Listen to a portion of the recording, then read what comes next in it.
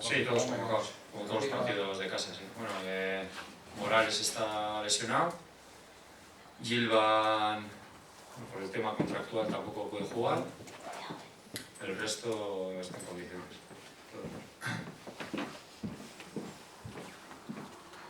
Hace una semana decías, Gaisca, que cuando se fue al Corcón, que no era un partido de pizarra, etcétera, que era más de motivación, que te preocupaba ese tema. Ahora, después de haber pasado lo del Corcón, llega el Hércules, un Hércules que yo creo que está a la alza, ¿no? Que tiene jugadores de calidad, que viene bien, que está jugando bien. Sí, sí, bueno, ya os lo dije la primera vuelta, jugador por jugador está entre las mejores plantillas del campeonato. Creo que tienen muy buenos jugadores y ahora están encontrando el momento bueno, ¿no? Creo que están cada vez mejor y llegan aquí, yo creo, en el mejor momento suyo. Y bueno, nada, nosotros lo que os dije también la semana pasada, pues que iba a ser un partido, al final creo que no me equivoqué, como fue el partido, y bueno, pues ya tenemos un reto bueno, mejorar lo que hicimos la semana pasada y volver un poquito a la línea de lo que solíamos hacer.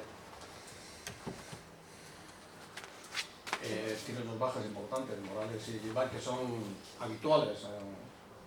Bueno, ¿es un contratiempo serio? Oportunidades para otros. Lo miro siempre desde cuando falta gente, será que van a jugar otros, me va a poner tan contento sacar a otros que tienen ganas de jugar, o sea que si no nos salen bien las cosas no será una excusa y tenemos gente y vamos a utilizarla y sin ningún problema. Además, por estadísticas, históricamente el Hércules es un equipo que Ipurúa se le ha dado bien, ¿no? O sea, ha perdido solo 2 partidos aquí, de 8, no suele importar mucho, pero bueno, sí que es un equipo que se maneja bien aquí. No creo nunca nada en los números, ni en las estadísticas, ni nada, ni las miro, ni creo en ello, ni nada. Eso hay que olvidarse. Cuando empieza el partido nadie sabe si llevas 10 partidos sin ganar aquí, si hace años que eso son para la estadística, está bien, pero en el fútbol yo no creo nunca nada, ni en números, ni en estadísticas, ni nada. Gaisca y sin vértigo están arriba, ¿no?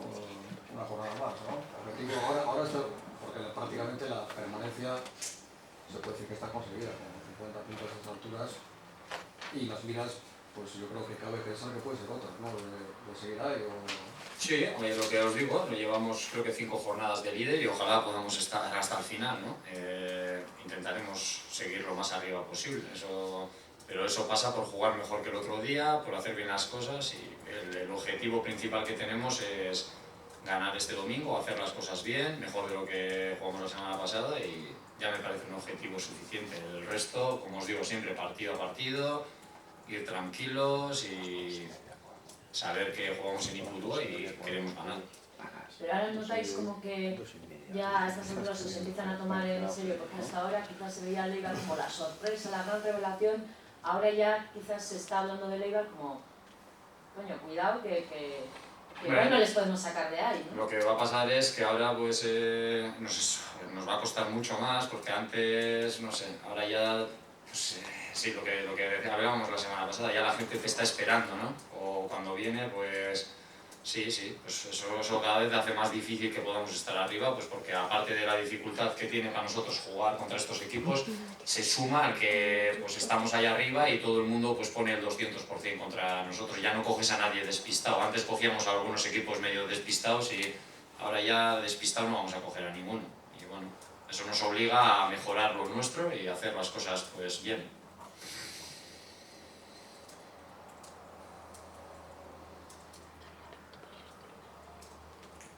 Bueno, Gaisa, eguneko partida ikusita, ekipoak nolabait izaera bat erakutsi zuen oso garrantzitsua izan daitekeena, gaizki jokatu baina golik ez hartu. Dinamika hori ez zela utzi, emaitzena. Hau da, bertute hori, eta hori ekipo importante dakate. Ondo jokatzen ez dutenean, ez dutela galtzen. Bai, behar bada pasan asteko partidutik hori hartu genezake, gauza on bakarra bezala, taldea jakin zuela sufritzen, jakin zuela bukaerar arte partidu txar baten porteria hutzean uzten, danak lan zuten bukaerar arte eta azkenean ia partidua irabazten dugu, ez? Baina ezin gara horrekin geratu, ez ginen ondo egon, bat ere ondo egon eta galtzeko partidua izan zen.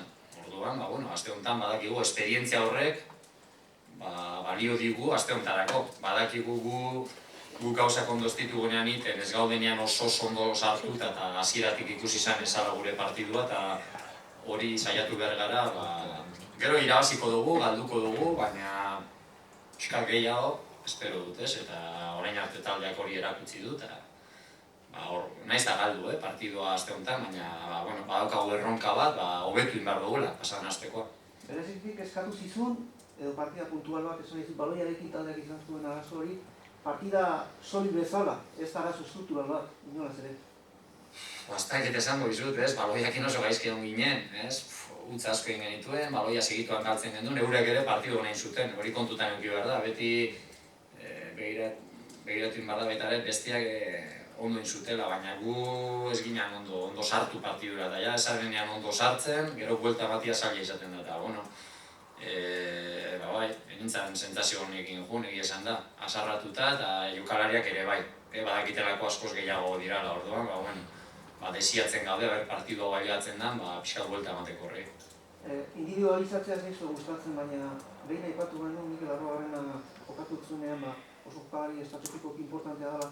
Kasu honetan, demoraldian nola doan ikusita beste bi hutsune garrantzitsu dituzu, baina aipatu nahiko nuke Moralesen lana, Morales oso importante izaten ari den demoraldia. Talde barruan, baina bere kapena.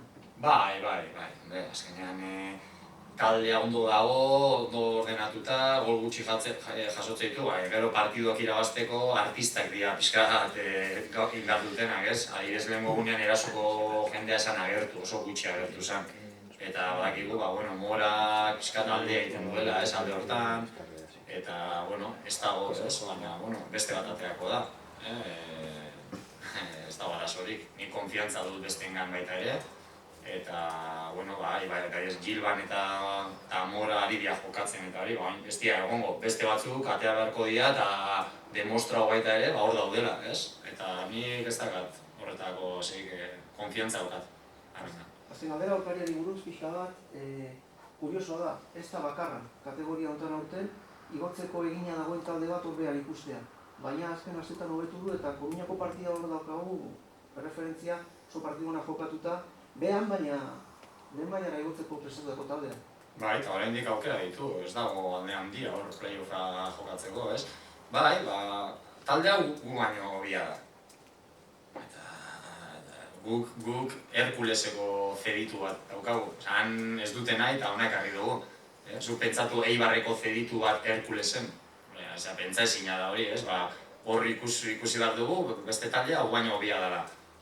Behar duguna da, behaie baino gehiago korrikain, ondo ordenatuta egon, gozea eduki partidurako, eta gero gu badaukagu baita ere jokalari onak, badaukagu gure jokoa, eta beldur gabe jokatu baina, lehen esan dizuen detaile horrek markatzen du pixkat partidu, ez? Guk Herkulesen zeditu bat daukagu.